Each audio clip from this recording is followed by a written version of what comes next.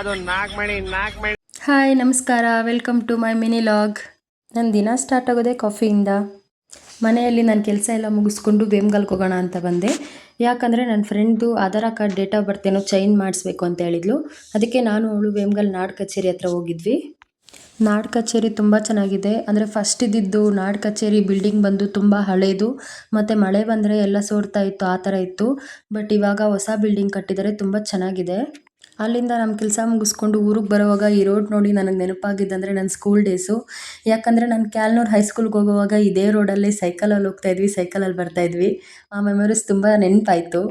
ಅಲ್ಲಿಂದ ಮನೆಗೆ ಬಂದು ಫ್ರೆಶ್ ಅಪ್ ಆಗಿ ಕಾಫಿ ಕುಡಿದು, ಎಲ್ಲರೂ ಒಂದು ಟ್ರೆಂಡ್ ಮಾಡ್ತಿದ್ರಲ್ವಾ, ನಾನು ಯಾಕೆ ಮಾಡಬಾರ್ದು ಅಂತ ಮಾಡಿದೆ. ಅಣ್ಣೋರಿ ತಲೆ ಮೇಲೆ ಕಲ್ಲು ಯಾಕೆ ಇಟ್ಕೊಂಡಿದ್ದೀರಾ? ಅಯ್ಯ ಕೊಡಕತ್ತೆ ಕಣ್ಬಿಟ್ಟು ನೋಡೋ ಕಲ್ಲಲ್ಲ, ಅದು ನಾಗಮಣಿ. ನಾನ್ ಕೇಳ್ದಂಗಿಲ್ಲ, ನಾಗಮಣಿ ಎಲ್ಲ ಅವುಗಳ ಹತ್ರ ತಾನೇ ಇರೋದು. ನೀವ್ ನೋಡ್ರೆ ನಾಯಿ ಹಂಗೆಲ್ಲ ಆಯ್ತಾ?